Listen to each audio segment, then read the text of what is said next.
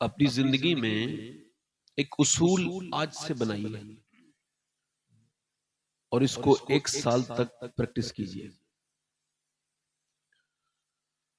जब कोई आपसे पूछे क्या हाल है, तो बस ऐसे ही जैसे आपने मुझसे कहा है ना, वैसे ही कह दीजिए अल्लाह का शुक्र।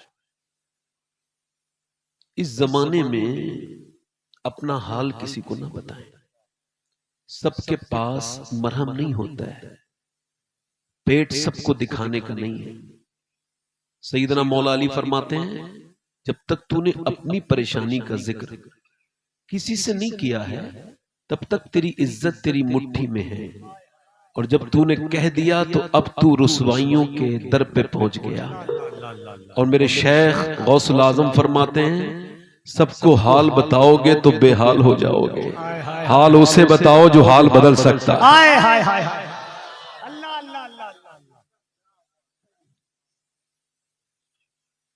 अपनी जिंदगी को मजबूत बनाइए, रोइए मत, शुक्र अदा कीजिए। मैं गुजारिश करता हूं, इधर जो पीछे हमारे मोहतरम मेहमान, मुअज़्ज़ज़ मेहमान के पीछे जो हजरात लोकल खड़े हैं, उनसे गुजारिश करता हूं सिक्योरिटी के अलावा वो इधर आके बैठ जाएं। आपकी बड़ी मेहरबानी, आप बड़े अच्छे लोग हैं, मुझे लगता है बहुत जल्दी मेरी बात मानेंगे आप। बड़ी मेहरबानी आपकी।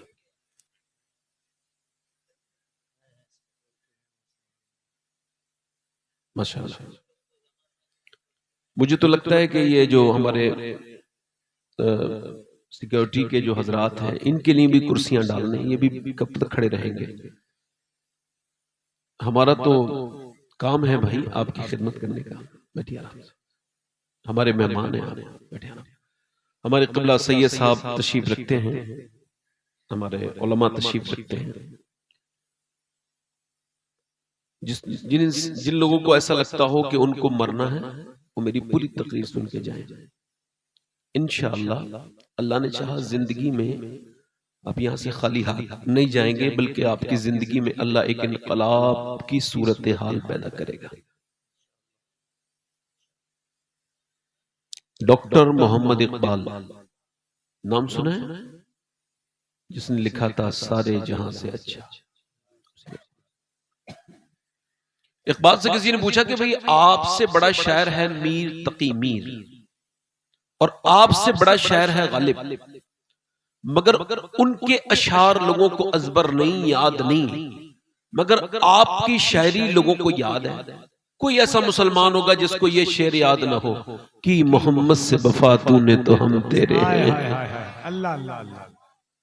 गालिब हालांकि बड़ा शायर है, क्या बात है, मगर उससे जब पूछा कि ये आपके जो शेर लोगों को याद हो गए, इसकी क्या वजह है, तो इकबाल की आंखों में आंसू आए और उसने लंदन में खड़े होके एक सहाफी से जब ये जवाब दिया तो वो रोने लगा। उसने कहा ये मेरा कमाल नहीं है। कहा फिर? कहा मैंने नाज शरीफ लिखने से पहले, अपना कलाम शायरी शुरू करने से पहले 1.25 करोड़ मर्तबा मदीने वाले पर दुरूद पढ़ा है, ये उसकी बरकतें हैं। अल्लाह अल्लाह अल्लाह। जिसने 1.25 करोड़ मर्तबा दुरूद पढ़ा हो, उसकी शायरी लोगों को 3-4 शेर याद हो गए।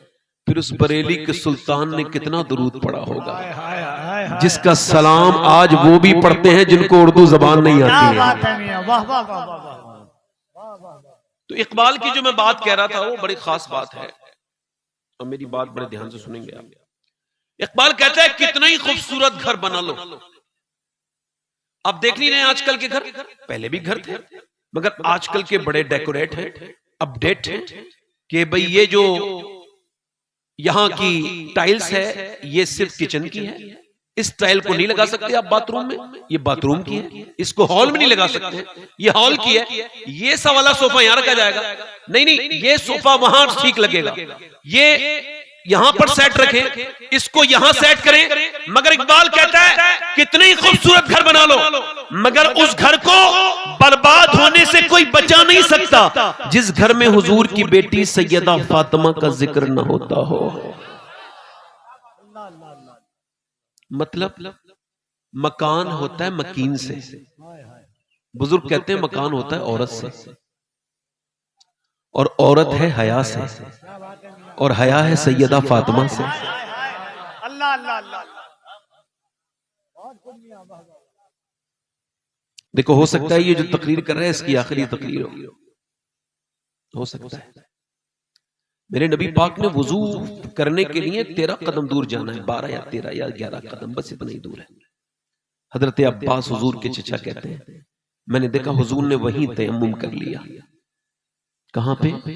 जहां हुजूर ने पानी, यानी 12 कदम दूर है, और हुजूर ने तयम्मुम किया है। तो मैंने अर्ज की, हुजूर पानी के होने के बावजूद तयम्मुम करने की हिकमत मेरे सरकार मुझे समझ में नहीं आई। तो हुजूर की आंखों में आंसू आए।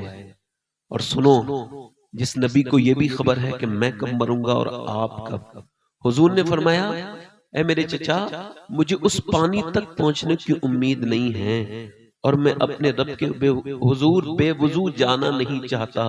इस वजह से यहां से लेके वहां तक मैंने ये तयम्मुम की वजह से, तयम्मुम के साथ रास्ता तय किया है।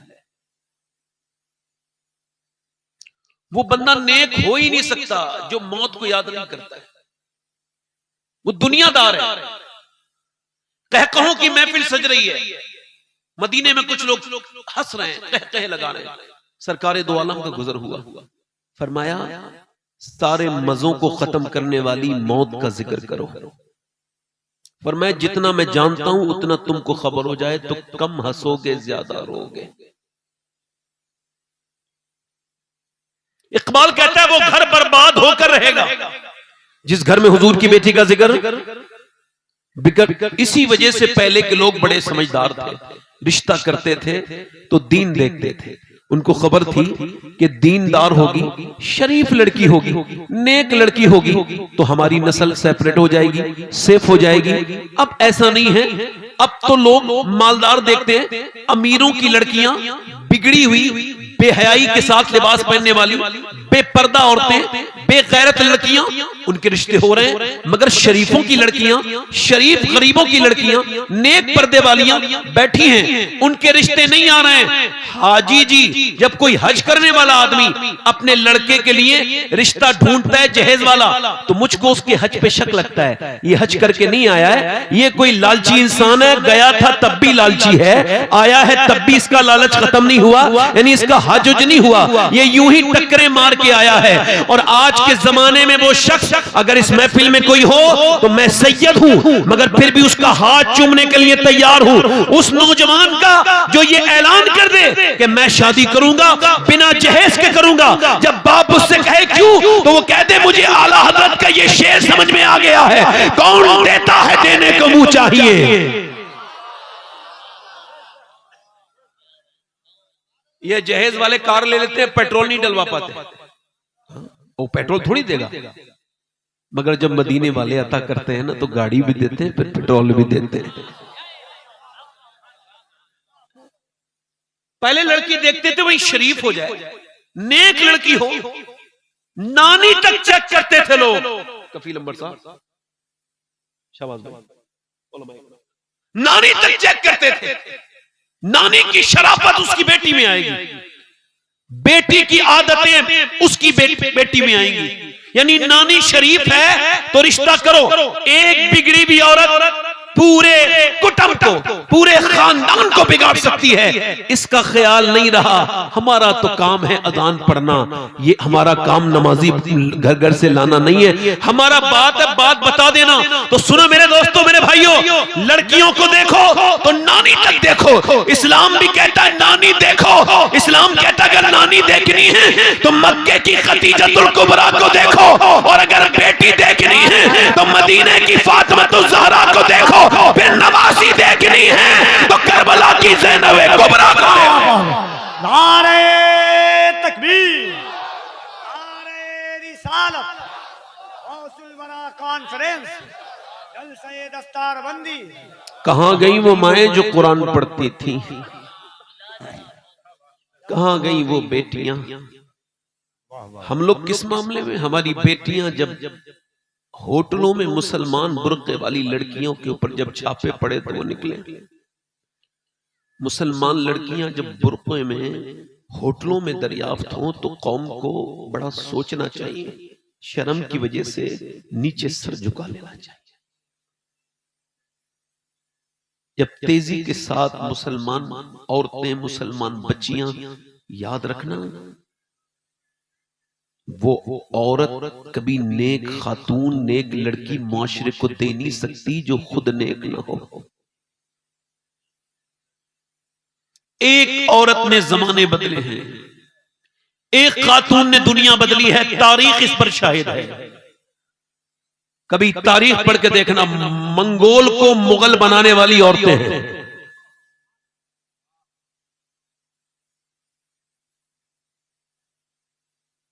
एक खातून अगर नेक बन जाए जमाने को तब्दील कर सकती है।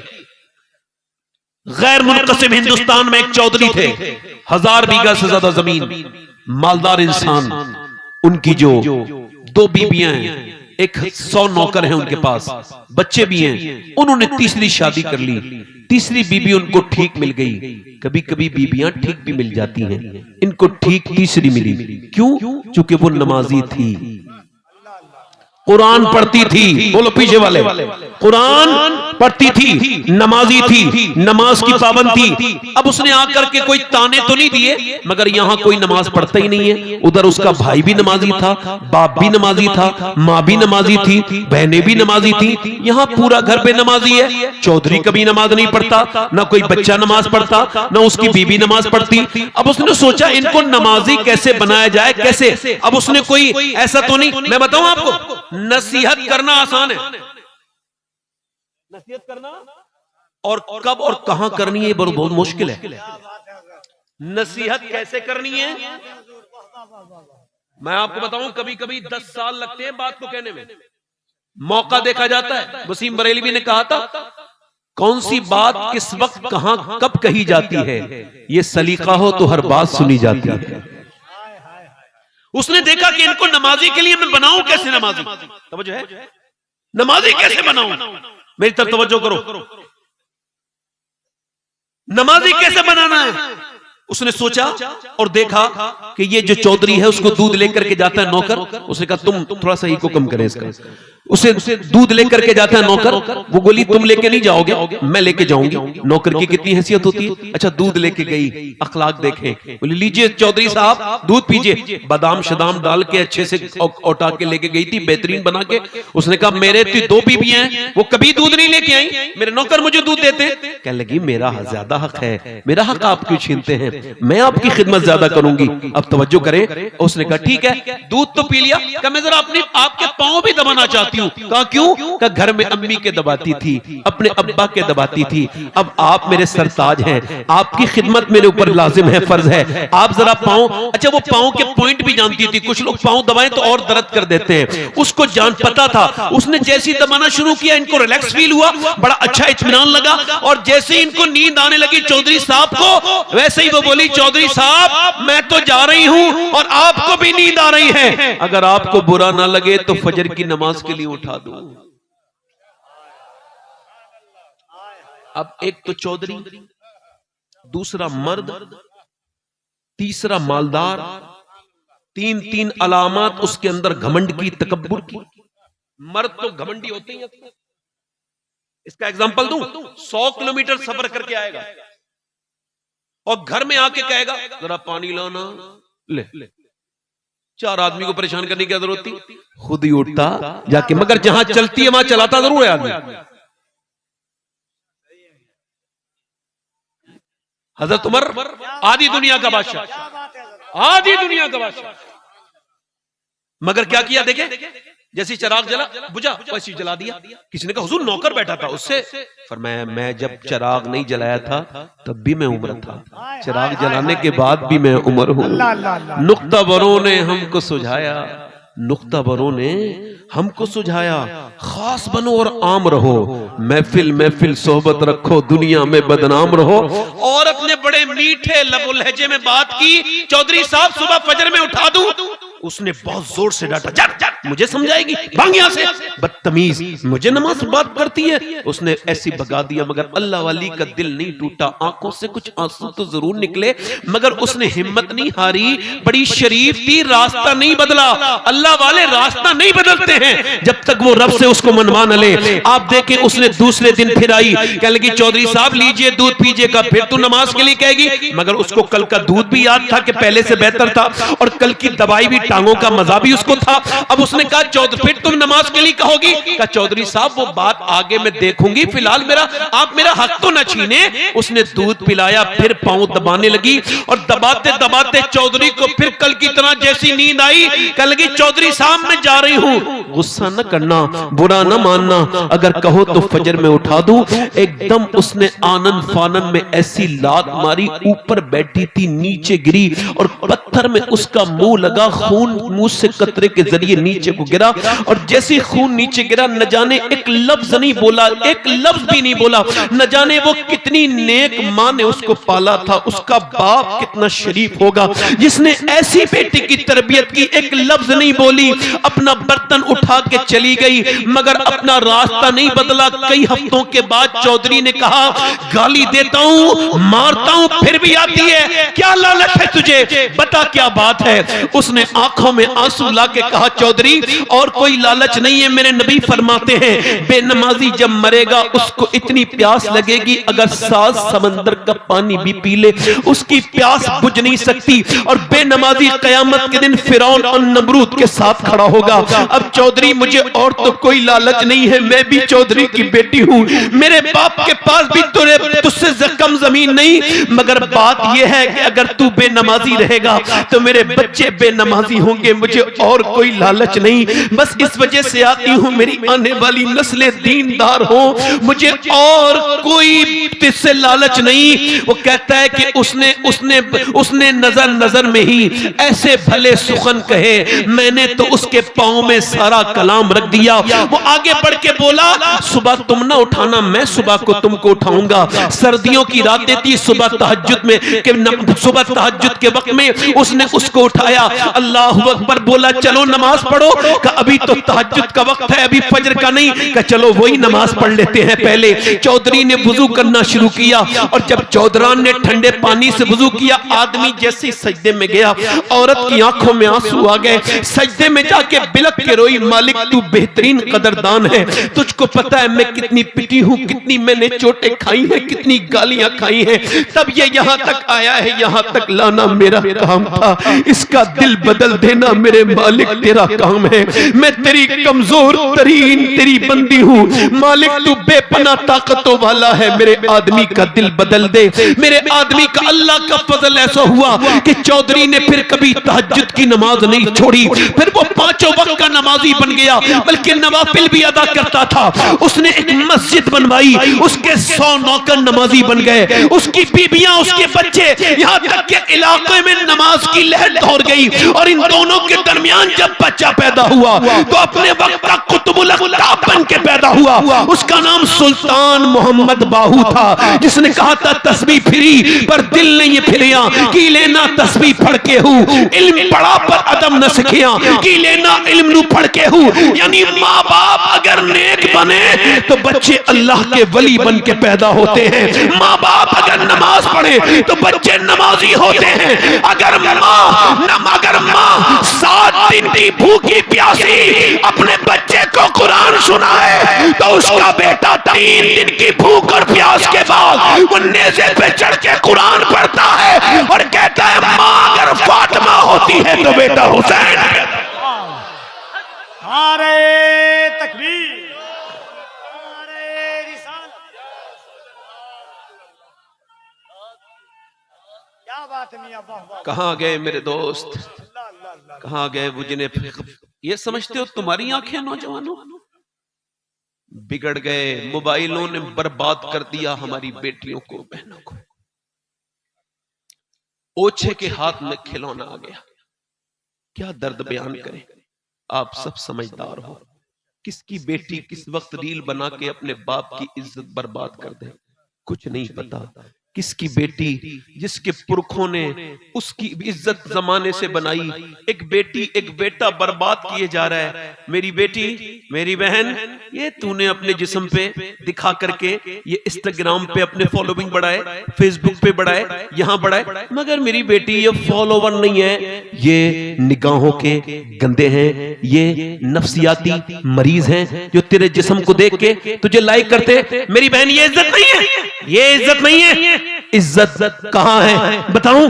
पूरी दुनिया की जितनी इंस्टाग्राम की लड़कियां हैं जिनके मिलियन फॉलोइंग है और जो फेसबुक पे फॉलोइंग है, वो सब मिलके भी इतनी इज्जत नहीं कमा सकती जितनी एक लड़की ने उस बेंगलोर की नारा लगाया था। और जब उसने कहा था मैं अपनी जान दे सकती हूं मगर अपना बुर्का नहीं उतारूंगी, पूरी दुनिया ने उसके नाम के नारे लगाए थे। वाह वाह वाह वाह वाह। नौजवान लड़कों, जिस हाल में मरोगे उसी हाल में उठाए जाओगे। ये आंखें तुम्हारी नहीं है, तुमने क्या समझा? ये तुम्हारी आंखें नहीं, नहीं मेरे भाई, ये अल्लाह की अमानत है। ये मेरा हाथ अल्लाह की अमानत है, ये मेरे पांव अल्लाह की अमानत है। अब तुम किधर जाते हो, किधर देखते हो, ये सब वो देख रहा है। वो रात को मोबाइल में गंदी वीडियो देखने वाले को भी देख रहा है, वो गाफिल नहीं है। वो रात को मोबाइल में कुरान पढ़ने वाले को भी देख रहा है। वो रात में गंदी तस्वीरों के साथ अपनी वीडियो कॉल करने वाली लड़की को भी देख रहा है, और वो रात में कुरान पढ़ने वाली को भी देख रहा है, वो उसको भी देख रहा है। वो किसी से गाफिल नहीं, सबको देख रहा है। मेरे दोस्त ये बता अगर तू मर गया इसी हाल में, मेरे नौजवान इसी गंदी आंखों के साथ मरा और कब्र में गया, और नबी को तूने देखना चाहा, बोल कैसे पहचानेगा हुजूर को? उन आंखों से पहचान पाएगा जिन आंखों से तू गंदी तस्वीरें देखता था। इधर देख मेरे भाई, मेरी तरफ गौर कर। तुझको आज ये लगता हो वो जो गीत तुमने सुना नहीं, मेरी उम्र भर का रियाज था, मेरे दर्द की थी वो दास्तां जिसे तुम हंसी में उड़ा गए। ये लड़के नौजवान गाड़ी चल रही है, कहां पे गाड़ी चल? राजस्थान में 4 लड़के नाच रहे हैं 120 की रफ्तार पर। गाड़ी कितनी तेज चलाओ मगर फिर उसको कंट्रोल मुश्किल होता है। 120 की रफ्तार बड़ी खला 100 से नीचे रहनी चाहिए गाड़ी, मगर तेज गाड़ी चल रही है। वहां पे लगा हुआ है, वहां पे सीडी, उसमें एक लड़की नाच रही है। ये भोर के वक्त में तेज गाड़ी चला रहे हैं, अचानक गाड़ी डिसबैलेंस हुई, एक्सीडेंट हो गया। मार हो रही है, सुबह से लेके दोपहर हो गई, दोपहर से लेके शाम हो गई। बेटे की मौत की खबर ने मां के कलेजे को छन्नी कर दिया। कह रहे मेरे बेटे की लाश अभी तक क्यों नहीं आई? कहा नहीं, अभी पोस्टमार्टम हाउस पे भीड़ बहुत है, अभी लाशें वेटिंग में हैं। तो मेरे भाई, मेरे घर से 27 किलोमीटर दूर है पोस्टमार्टम हाउस। मैं उधर जाता हूं और जाकर के देखता हूं जो आधा घंटे लाइन में नहीं लगते, 10 मिनट लाइन में नहीं लगते, उनकी नाकों में मक्खियां चल रही हैं, लाइन में लगे हुए हैं। वो भीड़ लगी है। आज इतनी औरतों ने खुदकुशी की थी, ये सब यहाँ पे आ गई हैं। ये मर्द मरने वाले, ये तेज मोटर बाइक चलाने वाले, ये आज सब यहाँ पे आ गए हैं। और वो क्या होता है, पहले वो छेनी हथौड़ी से फाड़ते थे, अब ऐसा नहीं है। अब वो स्मार्ट हैं, ग्लेंडर ऊपर से डालते हैं, ऐसे करके पहले इसको खोपड़ी को खोला, उसके बाद अपना वो प्रोसेस करते हैं, यहां से लाके कर्र से पूरा चीर देते हैं, और उसके बाद जो भी ऑर्गन्स निकालने होते हैं चेकिंग करते हैं, जो भी उनका प्रोसेस है। उसके बाद मोटे मोटे वो सूजे से उसमें लगाते हैं, ऐसे करके उसमें स्टिक लगाते हैं, ताकि लगाते हैं। मेरे नबी फरमाते हैं जब लेके चलते हैं मुर्दे को, तो वो कहता है आराम से चल, तेरे चलने से ऐ मेरी मैयत उठाने वाले मुझे तकलीफ होती है। जब गुस्ल दिया जाता है तो वो कहता है आराम से। मैंने 2 लड़कों को गुस्ल दिलाया था, उसकी मां तो पागल हो गई। एक की उम्र 17 साल, एक की 19 साल, 2 ही बच्चे थे, दोनों मर गए। मैंने देखा उनके जिस्मों पे, जब से मैंने गुस्ल दिया है अब मेरा दिल अजीब सा रहने लगा है। सुनो, मेरे नबी फरमाते हैं जब गस्साल हाथ पकड़ता है, मैंने कितनों को गुस्ल दे दिया, ऐसे ही पड़े रहते हैं, कोई बोलता ही नहीं। सब कोई, घर वाले तो हाथ तक नहीं लगाते, ये घर वाले नहीं, डर लगता है, डर मुर्दे की हाथ में से अंगूठी तक निकाल लेंगे, मगर ऐसे उनको डर लगेगा। मेरे भाइयों, मेरे नबी फरमाते हैं, मेरे आका, मेरे मुस्तफा फरमाते हैं, मेरे हुजूर फरमाते हैं, मेरे आका कि जब उसका हाथ पकड़ता है गस्साल, तो वो कहता है नरमी कर मेरे गुस्ल में। ये बताओ, जब हाथ पकड़ने से नरमी, अल्लाह ना करे अल्लाह ना करे बरहना पड़ी है लाशें और चीरी जा रही हैं, अल्लाह ना करे अगर कोई पोस्टमार्टम में कितने तकलीफ होती होगी, कितना दर्द होता होगा।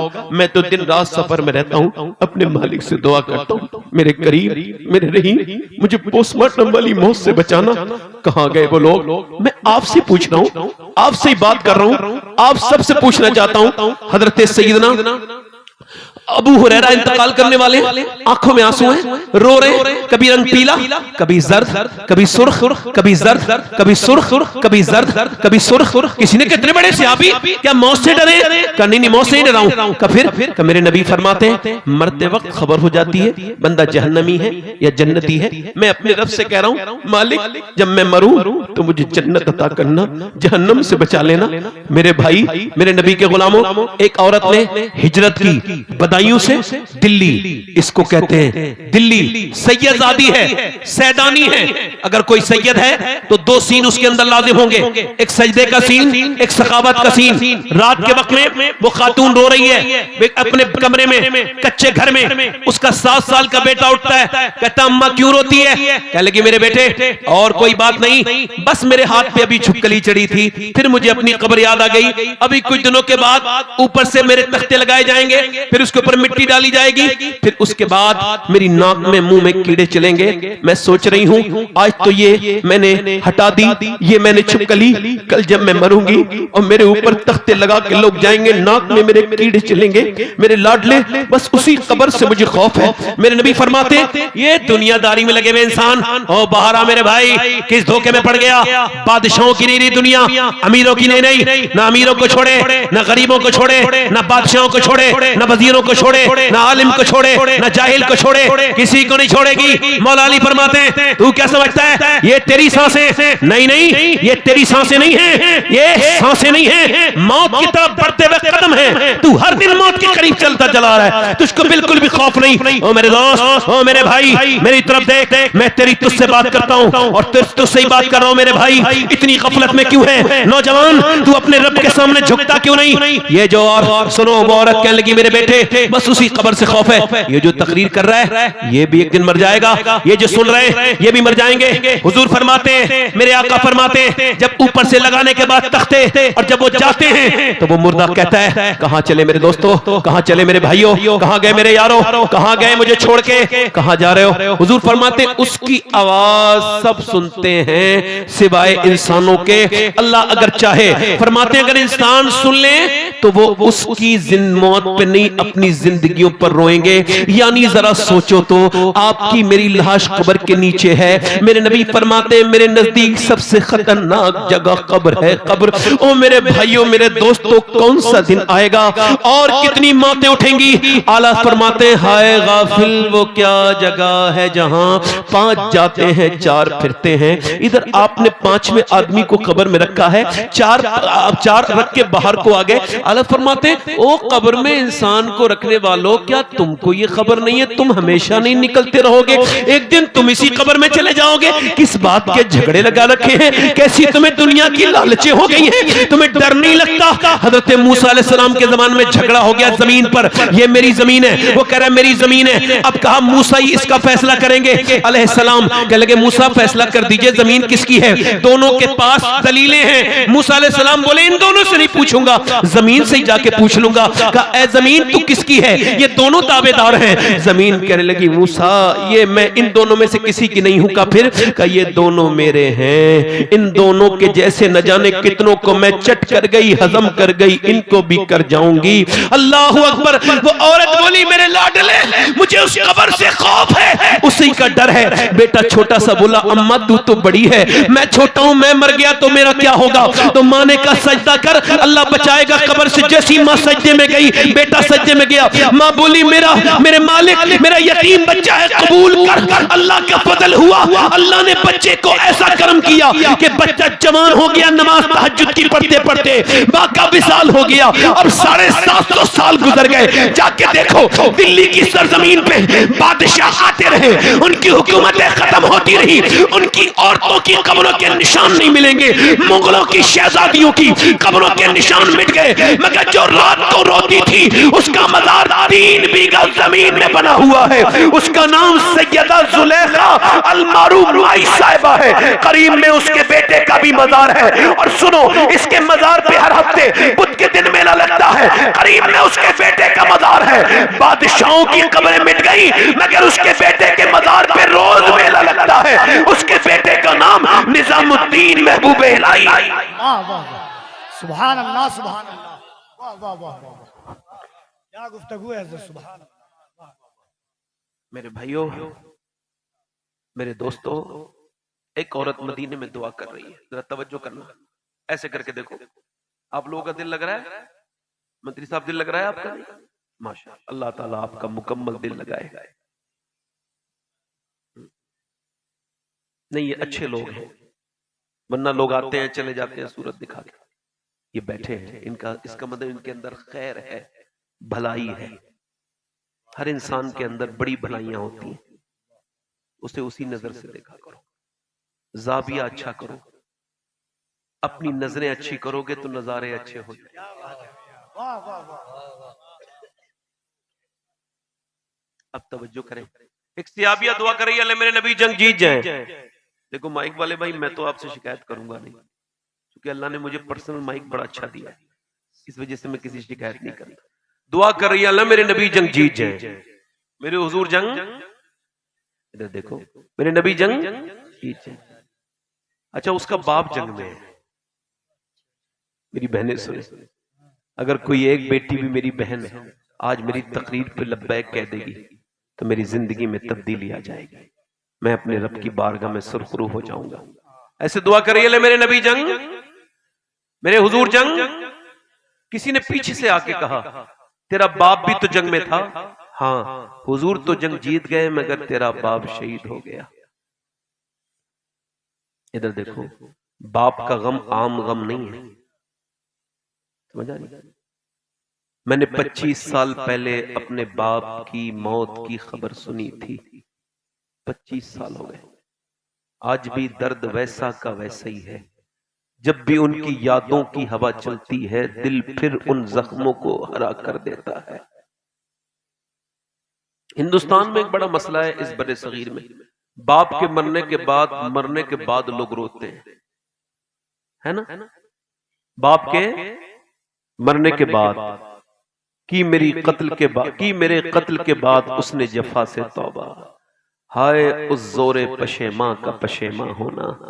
मेरी तरफ देखो, बाप मां जिंदा है, बात नहीं करेंगे, मर जाएंगे तो कब्रों पे जाके रहेंगे।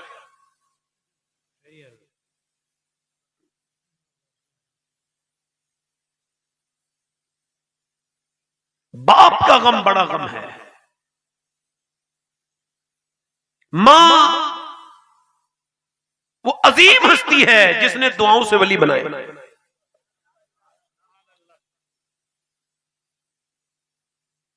मां वो अजीम हस्ती है। मेरी तरफ देखिए, तवज्जो करिए।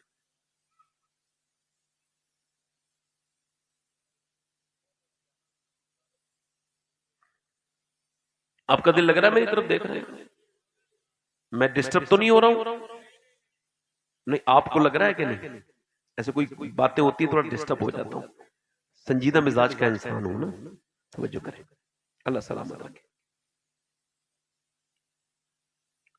माँ बाप के मरने के बाद बाप उस दिन नहीं मरता है जिस दिन उसकी मौत आती है।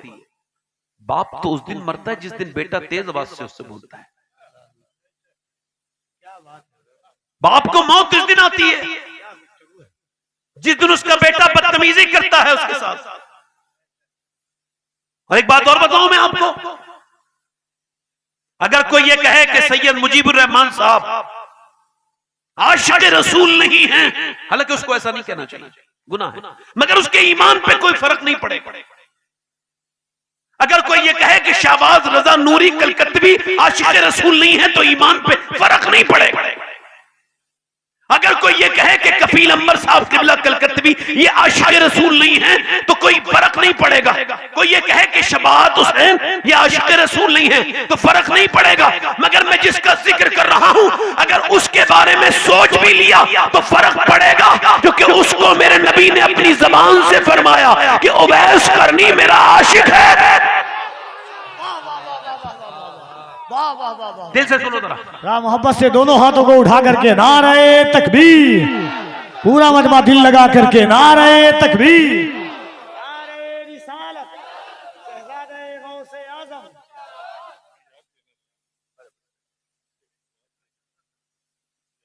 हाँ ठीक,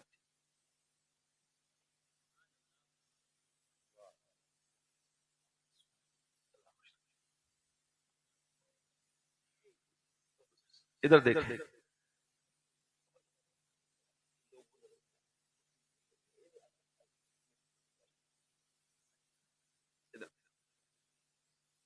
इधर देखे, मेरी तरफ देखे, दिल लग रहा, आप लोगों को नहीं लग रहा। सैयदना उवैस करनी, वहां फासलों की ज्यादती से इनायतों में कमी नहीं। कोई दूर रहकर उवैस है, कोई पास रह के बिलाल है।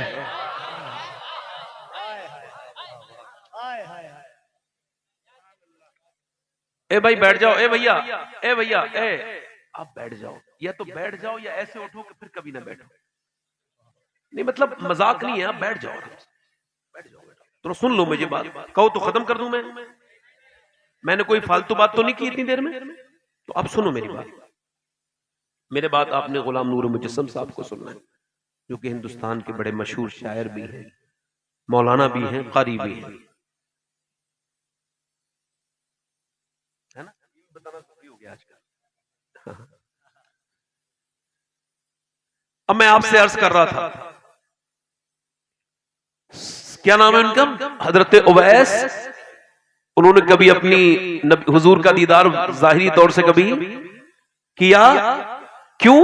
मां उनकी पैरालिसिस है, फालिज में है, मां उनकी फालिज में है। सैयदना उवैस करनी। अच्छा, जब कोई मदीने से आता है तो हम पूछते हैं मदीने वाले की सड़कें कैसी हैं, मदीने की गलियां कैसी हैं, हुजूर का रोजा कैसा है, सरकार का दलान कैसा है। और वो सियाबी ये नहीं, वो उवैस करनी ये नहीं पूछते थे, बल्कि वो ये कहते थे, ये बताओ मदीने वाले की आंखें कैसी हैं, हुजूर का चेहरा कैसा है।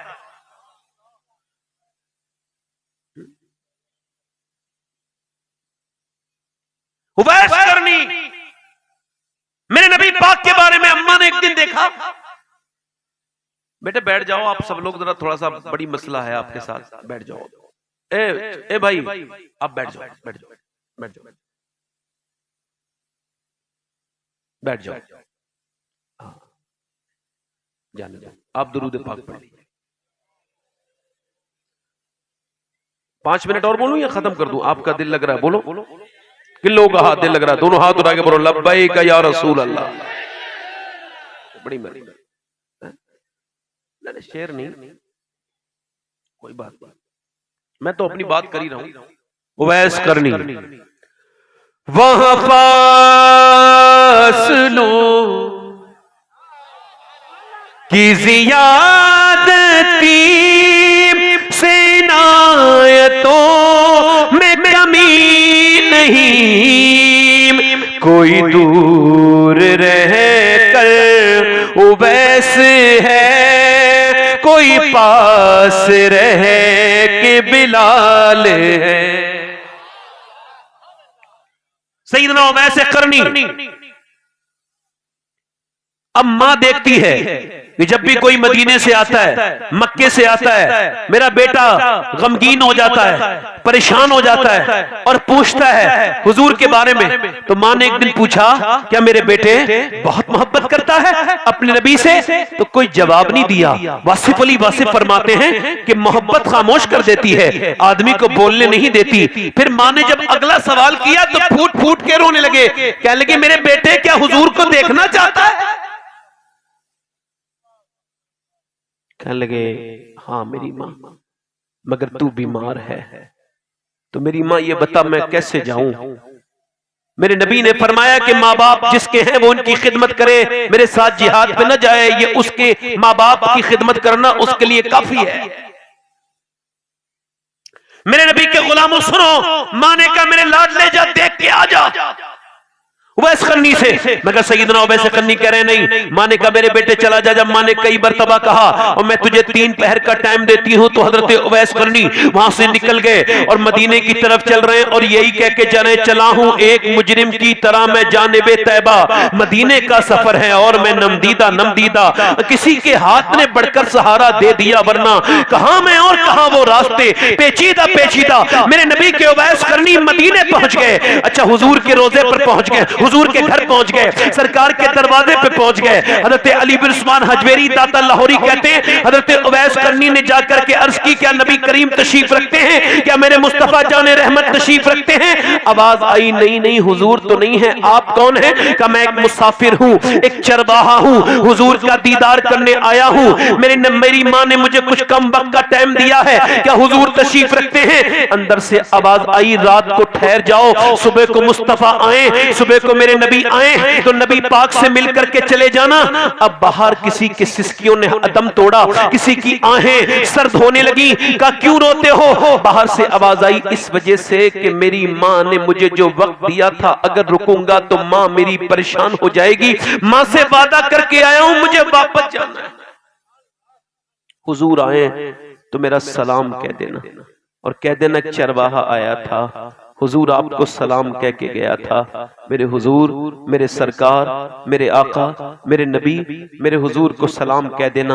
उवैस करनी मदीना छोड़ के जा रहे हैं। अच्छा, आप मुझे बताओ, जब कोई 8-9 दिन रह करके मदीना छोड़ के जाता है, तब उसका हाल ये होता है कि उसको इस मुल्क में आके अपने मुल्क में सुकून नहीं होता। तो मुझे बताओ जरा, मैं आप सबसे पूछना चाहता हूं, वो उवैस के दिल पे क्या गुजरी होगी?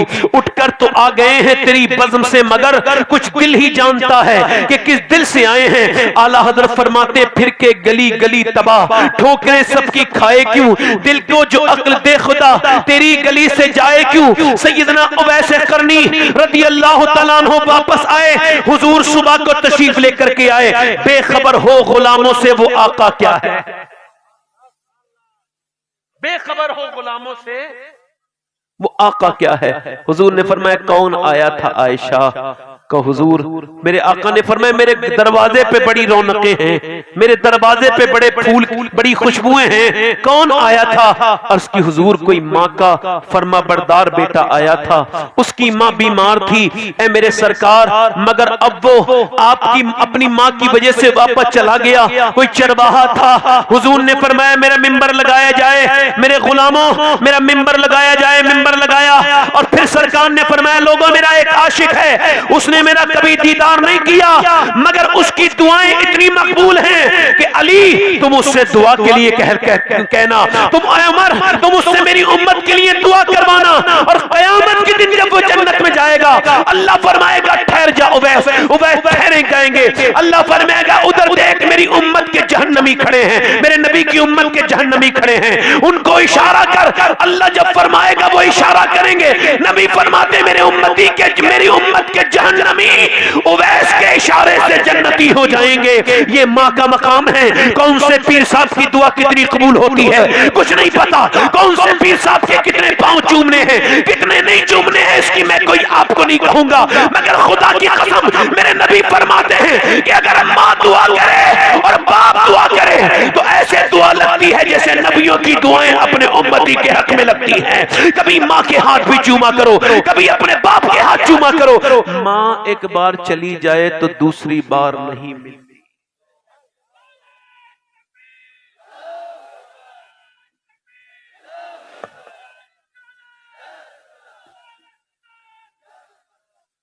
वो घर नहीं है जिस घर में माँ बाप। ओ, मैं आखिरी बात बयान कर रहा हूं और खत्म कर रहा हूं। दिल लग रहा आप लोग को? नहीं लग रहा? दूर से बोलो सुभान अल्लाह। दुआ कर रही है मेरे नबी जंग का, तेरा बाप शहीद हो गया, जरा गौर तो करो, तेरा बेटा शहीद हो गया, तेरा भाई 3 मौत की खबरें, 3 शहादतें। दिल फटना गया होगा, मगर निकली पर्दा करके घर से निकली। औरतें कहने लगी, किधर जाएगी? बाप को देखेगी, भाई को देखेगी, या बेटे को देखेगी? नहीं नहीं, न बाप की तरफ गई न भाई की तरफ गई, वो उधर गई जिधर हुजूर थे, नीचे जाके खड़ी हो गई। सरकार ने फरमाया, मेरे आका करीम ने फरमाया, उसको देख के अल्लाह तुझे सब्र दे, तेरा बाप, तेरा भाई, तेरा बेटा शहीद हो गया। हुजूर की तरफ देख के अर्ज करती है, या रसूल अल्लाह, आप सलामत हैं तो मेरा सब कुछ सलामत है। या रसूल अल्लाह, आप सलामत हैं तो मेरा सब कुछ सलामत है। फिर बाप के जनाजे पे गई, पर्दा सलामत था। भाई के जनाजे पे गई, पर्दा सलामत था। रोई जरूर, आंखों से आंसू आए, मगर किसी ने कहा बाप भाई सब शहीद हुए, फिर भी पर्दा वैसा का वैसा। कह लगी बाप को मौत आई है, शहादत हुई है, अभी मेरा पर्दा तो जिंदा है ना, मेरा इस्लाम जिंदा है। मगर इस तरह की लड़कियां अब कहां मिलेंगी? मगर अल्लाह का शुक्र है कि फिलिस्तीन की बच्चियों के बारे में मैं सैयद हूं, फिर भी ये वसीयत करके मर जाऊंगा।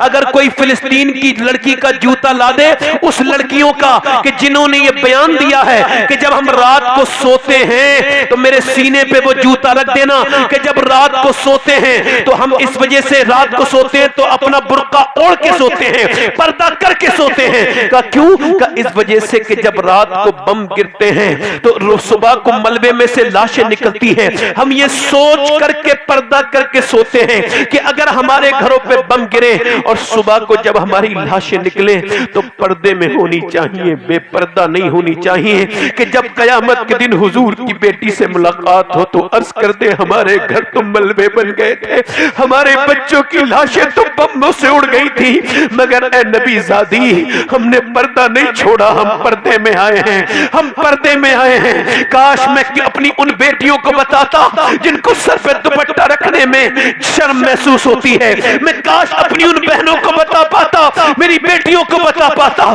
काश मैं उनको बताता कि उनके लिए मशाले राह वो अमेरिका की टीनों नहीं है, उनके लिए मशाले राह मदीना की फातिमा ज़हरा है, उनके लिए मशाले राह वो बंबई की औरतें नहीं है जो नाचती हैं, उनके लिए मशाले राह कराची के सीरियलों में काम करने वाली लड़कियां नहीं हैं, उनके लिए मशाले राह करबला की ज़ैनब कुबरा है। काश मैं अपनी बहनों को बता सकता था। सुनो, मेरी तरफ गौर करो मेरे भाइयों, काश मैं उनको बता सकता था कि हुजूर की बेटी को कयामत के दिन क्या जवाब देंगी। अल्लाह के रसूल की बेटी दुनिया से जा रही, ध्यान से सुनना, 6 महीने तक हुजूर की बेटी रही हयात से और 27 साल की उम्र में दुनिया को पर्दा किया, मगर 6 महीने हुजूर के बाद मुस्कुराई नहीं मुस्कुराई। हजरत अली के साथ जाती थी, सुनो, हजरत अली के साथ जाती थी और वहां पे जो वो पड़ी थी हुजूर के साथ जाती थी और सरकार दो आलम की मुबारक तुरबत अथर से मिट्टी उठाती थी और सूंघती थी और कहती थी, अली जरा सूंघो तो, जैसे मेरे बाप की मिट्टी में खुशबू है, आप सूंघो, ऐसी खुशबू तो किसी मुश्क में भी नहीं होती। 6 महीने तक मुस्कुराई नहीं, किसी ने मुस्कुरा। आज जब विसाल हो रहा है तो हल्का सा उस दिन मुस्कुरा रही है। हज़रत अली ने कहा, आज सैयदा को क्या हुआ है? कहा, आज मेरा इंतकाल हो जाएगा। कहा, फातिमा कैसे खबर? कहा, आज मैंने अपने अब्बा को देखा था ख्वाब में, मेरे अब्बा कुछ ढूंढ रहे थे, मैंने पूछा अब्बा क्या ढूंढते हैं? कहा, मेरी सैयदा, मेरी फातिमा, मैं तुझे ढूंढता हूं। अर्ज की, आज मेरा, मगर एक बात, हर घर चमन बन जाएगा, हर घर में नेकी पैदा होगी अगर ये बात सुन ले मेरी बेटियां, और बाप भी सुने बेटियां। का मेरे अब्बा ने मुझे रुखसत किया था ना, तो कहा था फातिमा आज रुखसत कर रहा हूं, कल अली को राजी करके आना। बस आपकी अगर कोई मेरी बात बुरी लगी हो, ए अली मुझे आप माफ कर दें। अल्लाह अकबर। हजरत अली आगे बढ़े, हाथ पकड़ के बोले, फातिमा कैसी बात करती हो, आपने तो कभी कोई ऐसी बात ही नहीं कही, आप तो अली को माफ करो। 7-7 दिन मेरे घर में खाना नहीं बना, मगर आपने किसी से कहा नहीं। अल्लाह अकबर। एक दिन हुजूर की बेटी आ रही थी, मेरे नबी पाक की बेटी अम्मी आयशा फरमाती हैं, हुजूर आपकी बेटी आ रही है। हुजूर की बेटी खड़ी, हुजूर उठ के खड़े हुए, चादर में कुछ बांध के लाती थी। हुजूर ने फरमाया, फातिमा क्या लाई हो मेरी बिटिया? अब्बा लीजिए रोटी थी, लीजिए रोटी। हुजूर ने एक लुकमा खाया, आंखों से आंसू, क्या हुआ अब्बा? का फातिमा मेरी बेटी, इरशाद हुआ मैंने 5 दिन से कुछ नहीं खाया है, पहला लुकमा तेरे बाप के मुंह में गया है। कहा अब्बा आप खा लीजिए, मैंने भी आज 5 दिन से कुछ नहीं खाया। अली जो लेके आए, मैंने रोटी बना के अली को और फिर हसन को खिला दी। मैंने वो नहीं खाई, पहले अब्बा को खिलाऊंगी बाद में खाऊंगी। आज अली कह रहे हैं फातिमा आप मुझे माफ करें। फिर रोने लगी। अस्मा बिनते उमैस कहती है हज़रत अबू बकर सिद्दीक की बीबी, मैंने कहा क्या आपको डर लगता है मौत से? कहा नहीं नहीं। कहा फिर मेरे नबी की बेटी की बात सुनो। ओ इंस्टाग्राम पे नाचने वाली हो, ओ जिस्मों पे टाइट लिबास पहनने वाली हो, ओ कुरान को छोड़ने वाली हो, सुनो मेरे नबी की बेटी रोक कहती है जीते जी तो मैंने पर्दा किया है। मेरा इमाम कहता है जिसका आंचल न देखा मोह मेहर ने, उस रिदाए नजाहत पे लाखों सलाम। खून खैरुल रसूल से है जिसका खमीर, उसकी बेलौस तीनत पे लाखों सलाम। कहती है मैं इस वजह से रो रही हूँ कि जब मरने के बाद किसी मुर्दे पे डाला जाता है कपड़ा तो पता चल जाता है कितनी मोटी है ये मरने वाला, या कितना मोटा है, कितनी मोटी है मैया।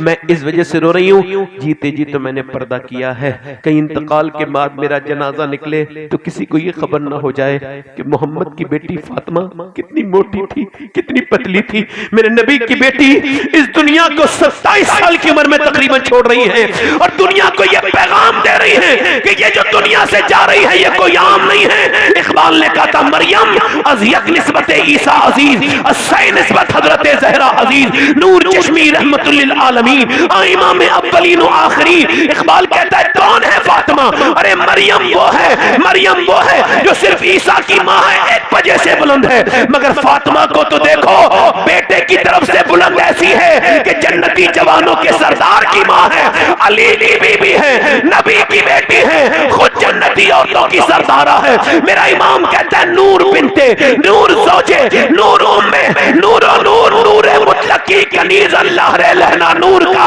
फातिमा तो ज़हरा खाली खातून जन्नत नहीं है, वो खातून कयामत भी है कि जब कयामत के दिन अल्लाह के रसूल की बेटी जन्नत में जाएंगी, अल्लाह फरमाएगा मैशर वालों गर्दनों को झुका लो क्योंकि अब नबी की बेटी जन्नत को जा रही है।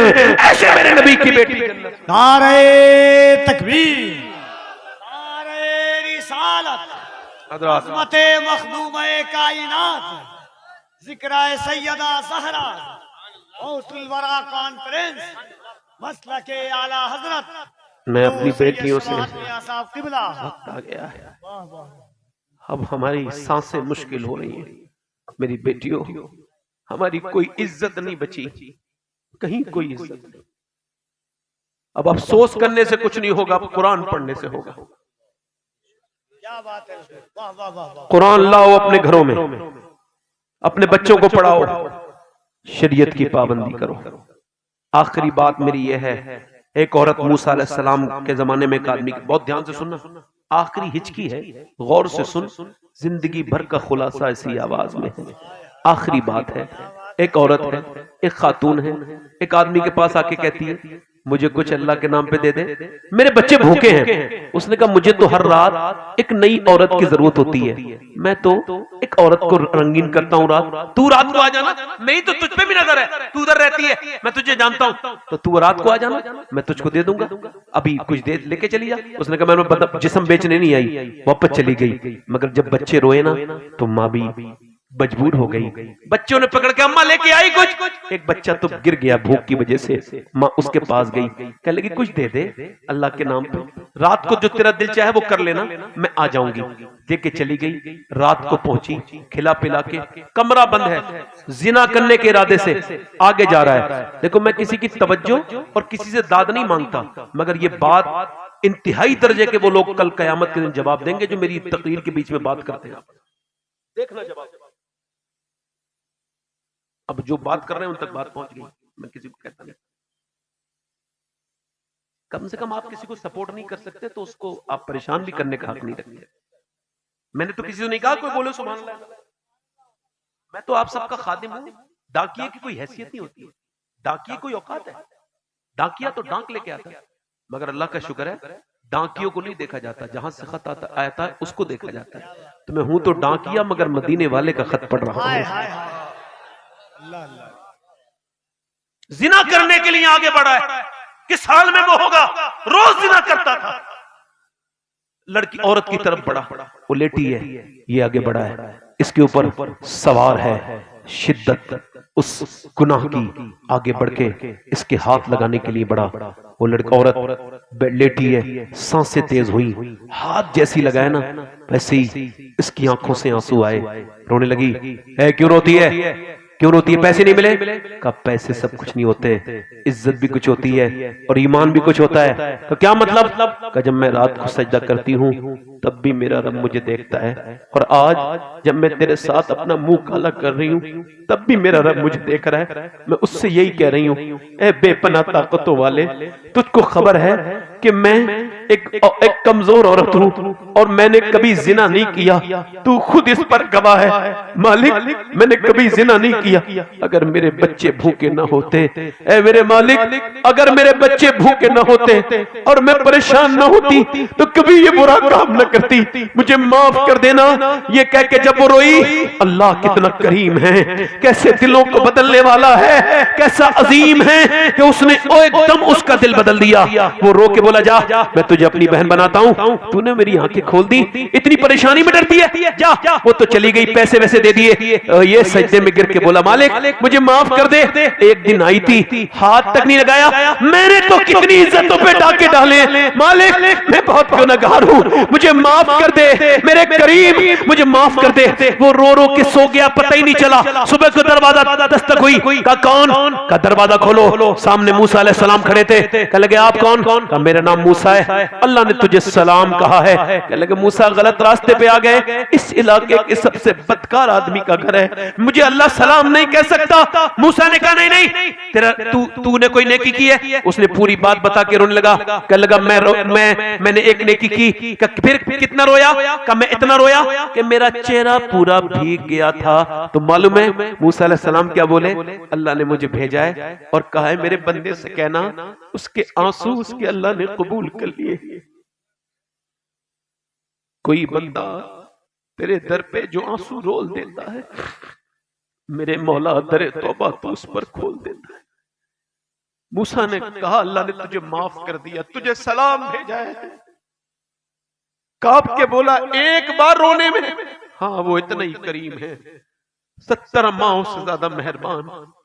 पलट के जिसके करीब जाना है, जिसके सब हाथ से, कल मैंने अपने बाप की कब्र पे मिट्टी डाली थी, अब मेरे बच्चे बड़े हो रहे हैं, मेरी कब्र पे मिट्टी डालेंगे।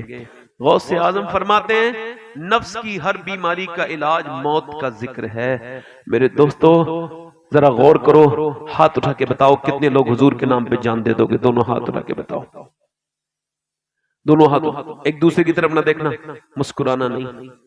जान कौन कौन दे सकता है हुजूर के नाम पे? नीचे हाथ कर लो। जो जान दे सकता है कुछ भी कर सकता है, कुछ भी कर सकता है ना।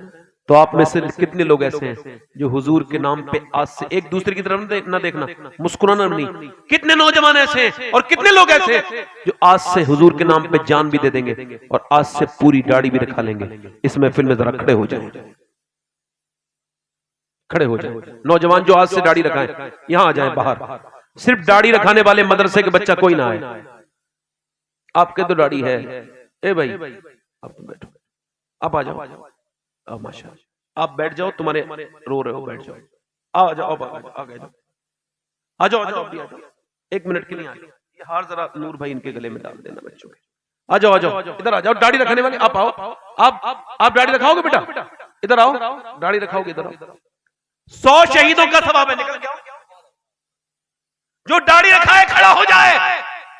अच्छी लड़की से शादी करनी है ना, तो आज के जमाने में इससे बेहतरीन तरीका कोई नहीं है, दाढ़ी रखा लो शादी से पहले। उसकी वजह यह है, कोई भी खराब लड़की से बच जाओगे। कोई भी बिगड़ी हुई लड़की दाढ़ी वाला पसंद नहीं करती, दाढ़ी वाला वही पसंद करती है जिसे मदीने वाला पसंद हो। और कोई आशिक रसूल है इस महफिल रसूल में खड़े होके कहे, अब तक जिया था सभी के लिए, आज से जीऊंगा नबी के लिए, क्योंकि ताजु शरिया कह के गए जिंदगी ये नहीं है सभी के लिए, जिंदगी है नबी की, नबी के लिए। है कोई आगे पीछे से जो आए खड़े होके नारा लगाता आए नौजवान और कहे आज से एक खड़े रहना, ऐसे ही जब मैं बिठा लूं तब बैठना, ऐसे खड़े रहो, ऐसे खड़े रहो। ए भाई आप दाढ़ी रखाओगे तो यहां आ जाओ, अभी आपसे वादा तो लेना है। और कोई आशिक रसूल है? ए बेटा तुम छोटे हो, आप बैठो, आप आ जाओ, आ जाओ, आ जाओ। जिनके दाढ़ी आ चुकी हो वो आ जाए, आ जाओ, आ जाओ, आ जाओ, आ जाओ। कितने हो? इधर आओ भाई, इधर आओ, इधर आओ, आगे आगे खड़े हो, आगे आओ, जरा हजरत सर पे हाथ रखो, सर पे हाथ रखिए, हौसला बढ़ाइए, हाथ चूमिए, हाथ चूम के तौबा करो। ऐसे खड़े जाना नहीं, और कोई दाढ़ी रखने वाला तो हो तो आ जाओ। ए बेटा बैठ जाओ।